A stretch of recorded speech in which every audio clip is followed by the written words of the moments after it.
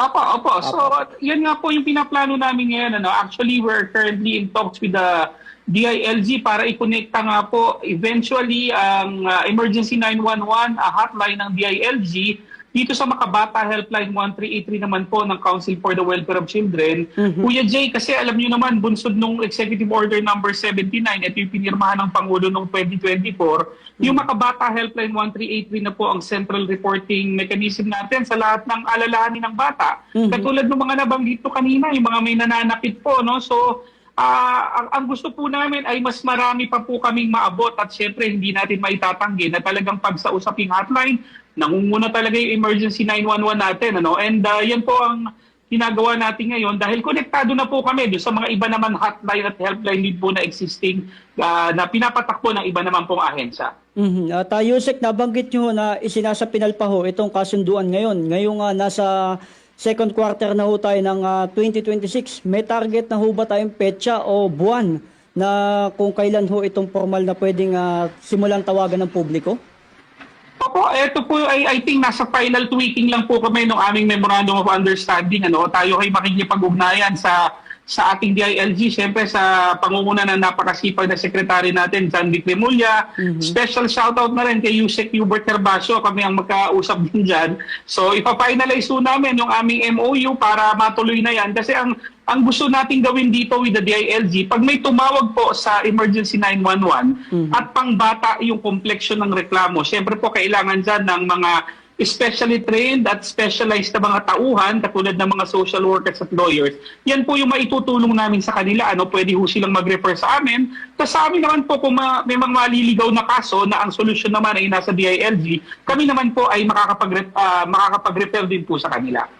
At Yusek, iba ho kasi yung karaniwang emergency sa mga kaso ng child abuse na napakasensitibo ho. May gagawin ho ba tayong special training para ho dun sa emergency hotline na operator para alam nila ho yung tamang diskarte sa pakikipag-usap ho sa bata? Iba ho kasi yung pakikipag-dialogo ho sa bata eh.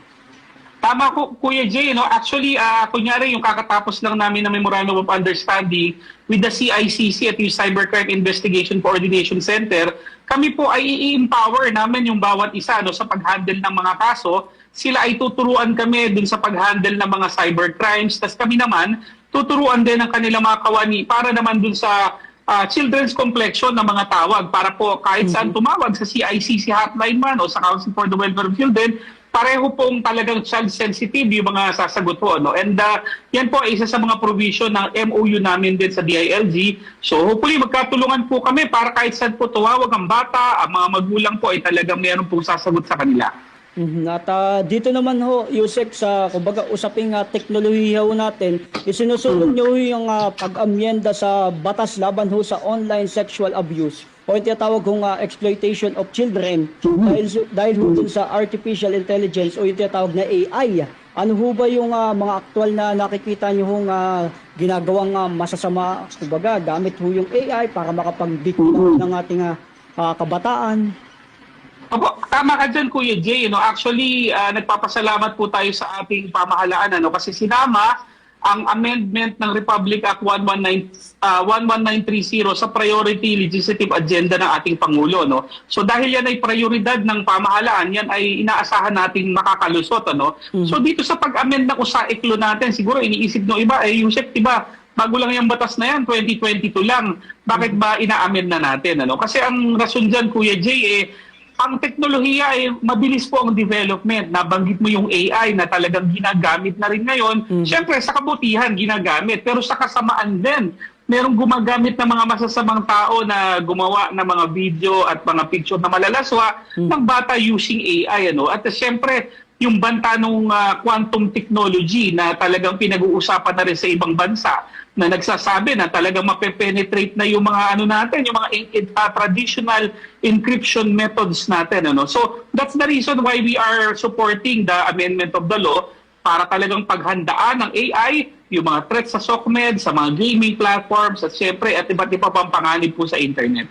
At Yusek, sa ngayon ho, ano ho yung nakikita nating pagkukulang? Kasi ho, nahihirapan ho yung ating otoridad na habulin o ipakulong itong mga gumagamit ng AI o yung mga deepfakes laban ho sa mga bata. Marami pa po tayong kailangan gawin. While ang Pilipinas, dun sa out of the shadows sa index na na-report ng mga nakaraang araw, tayo ay nag-improve na sa 15th place from 20 plus tayo noong 2022. So ang ibig sabihin yan, Kuya Jay, nire-recognize din ng globally ang mga ginagawa ng Pilipinas sa pagbabantay sa bata, lalo na dun sa laban sa sexual abuse. Pero yun nga, marami pa tayong kailangan gawin. Kunyari sa usaping cyberspace, social media, mga gaming platforms, marami pa rin sa kanila ang walang presence sa Pilipinas. Marami pa rin po sa kanila ang kulang ang mga child protection mechanisms or systems sa kanilang mga platforms. Kaya yun nga I think na noong mga nakaraang linggo, makikita nyo kami ng DICT, CICC, mga kakampi sa DOJ, talaga nag-iingay po kami dyan para talagang gawing safe ang cyberspace at ang mga platforms. Talagang nakikiusap tayo dun sa mga social media at mga gaming platforms. Dahil dapat sila maging safe sa mga bata po. At Yusek, tungkol ho dun sa batang binugbog ho dyan sa Taguig City, matanong lang ho namin, kumbaga nakakaagaw pansin ho sa ating mga kababayan, ano ho yung naging action natin dito? Kasi base ho dun sa naging paliwanag nyo, dapat yung batang hindi dapat lumaki sa takot at pananakit. Tama po, Kuya Jay. Alam niyo, nung na-report sa amin yan, kami agarang nakapag-ugnayan sa City Social Welfare Development Office ng Taguig. At nagpapasalamat po kami sa LGU ng Taguig at mabilis naman ang kanilang response. And as of yesterday, I think as of 2 days ago, nalapatan na ng medical intervention ng bata. Nakapag-file na rin di umano ng kaso dun sa kinakasama ng nanay. At ina-assess po nila ano bang maaring liability naman ng nanay kung medyo napapabayaan niya yung bata, hindi na pagtanggol at nasasaktan pala yan. I think hindi po yan unang pagkakataon, Kuya Jay. Kaya ito ay nakakabahala dun sa mga mami at daddy po na nakikinig sa atin. Yung pananakit sa bata ay talagang dapat itigil natin. Ito ay sumasalamin, Kuya Jay, sa maling palakad at paniniwala ng ibang mga magulang, hindi naman lahat, siyempre, na ang mga bata ay pwede nilang saktan, gulpihin at talagang parang mga tinuturing nilang ari-arian lamang. At doon ho, Yusek, sa nangyaring pag-ugnayan niyo ho sa DSWD at Taguig LGU ho, at nasa kustodiya pa po ba ng nanakit ho yung bata o nasang pangangalaga ho? Opo, 2 days ago, nasa pangangalaga pa po ng LGU. Ngayon po kasalukuyan, pinapaverify ako sa Makabata Helpline 1383 kung nasa na mismo ang bata. Kasi meron din namang mga post din sa social media na ito ay nasa pangangalaga naman ng ibang kamag-anak daw. So yan po ay sisiguraduhin natin kasi ayaw natin na ibabalik ulit ang bata dun sa isang violent environment kung hindi pa po siya safe. So kailangan po natin siguraduhin yan. Siguro by Monday makakapagbalita ho tayo dyan kung nasa na po yung bata ngayon. At Yusek, naging mabilis ho yung aksyon ng Taguig LGU dahil may mga nag-video at nag-viral ho. Pero ang masakit ho dito, Yusek, yung realidad ho, paano po yung mga batang araw-araw na sinasaktan pero walang nakakapag-video o walang nakakakita? Gaano ho kalaking problema ito yung tinatawag na underreported o hindi ho na isusumbong ng mga batang nasasaktan? Opo, Kuya Jay, sa pool nyo yung problema ng under-reporting or non-reporting na nangyayari sa mga kaso ng violence against children. Siguro, ang silver lining dito sa nangyari dun sa bata, while ayaw nating may nasasaktan na bata talaga, na-report siya dahil na-video. So, kaya nga ang pakiusap natin sa mga kamag-anak, sa mga kapitbahay, sa mga marites o yung mosang na tinatawag, yung mga chismosang kapitbahay, pag kayo po ay nakakita ng ganyan, i-video nyo po or kung wala kayong video, i-report nyo po sa Makabata Helpline 1383. Yan po ay hindi problemang pamilya. Huwag nyo pong isipin na private problem to. Ang pananakit po ng bata ay problema nating lahat. Problema po yan ng ating komunidad, pamahalaan. Talagang yan po ay public crimes na dapat po nating isumbong at talagang itigil po.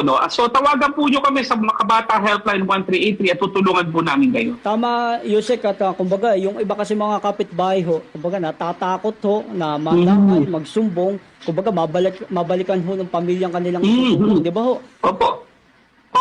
Kuya Jay, wag po silang matakot. Ano? Ang mga reports po sa amin, we can keep it anonymous, confidential ho yan. Wag po kayong mag-alala kung kayo ay hindi sigurado sa na-video o nakita nyo. Tutulong ho kami sa pag-verify o sa pag-vet kasama ng LGU po at ang ating mga kapulisan ko. At Yusek, nasa inyong pagkakataon, ano ho yung magiging reminder nyo ho tungkol dito sa Republic Act 7610? Ano ho yung magiging mensahe nyo sa mga magulang na nananakit at sa community na nakikinig ho sa mga oras na ito?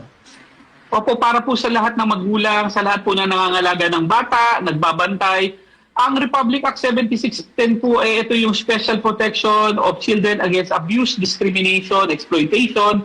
Ito po yung child abuse law natin na tinatawag. Ano? Pinagbabawal po dyan ang pananakit sa bata sa ngalan ng disiplina. No? If yung pananakit po ay sobra-sobra naman at talagang nakaka-demean, debase, or degrade sa intrinsic worth ng bata. No? So whether yan ay ginawa ng kamag-anak, magulang, or stranger, yan po ay pinagbabawal ng Republic Act 7610 po. No? So tigilan po natin yan. Pwede po maging child abuse yan or at the very least physical injury sa ilaling revised penal code. Ano? So may kulong po yan. Itigil na po natin. Kuya Jay, alam mo, lagi nating sinasabi ang mga kabataan pag-asa ng bayan, pero wag natin pong kumbaga sila ang ating kinabukasan, ano? Pero wag nating kakalimutan na sila rin ang ating kasalukuyan, kaya kailangan po natin silang alagaan at bantayan. Ngayon po mismo. At maraming salamat to Yusek Angelo Tapales, ang kasalukuyang Executive Director and Council for the Welfare of Children. Maraming salamat Yusek. Maraming salamat po Kuya Jay at sa lahat mo na nakikinig ng JKRS. Happy weekend po! Mabuhay po kayo. Salamat. And at ating napakinggan si Yusek Angelo Tapales, ang Executive Director ho ng kumbaga, Council for the Welfare of Children. Kumbaga napakaganda ho ng kanyang pinakita hong paliwanag at napakinggan ho natin para ho sa kapakanan ng ating mga kabataan, lalo ho yung mga batang naabuso at talagang nakakaranas ng hindi ho makataong pananakit. Sinasabi nga ho ni Yusek kanina, ito hong bata na nangyari ho dyan sa Taguig ay talagang mabilis hong inaksyonan ng Taguig LGU, katuwang ho sila. Talagang napakaganda ho, malaking tulong ho ito.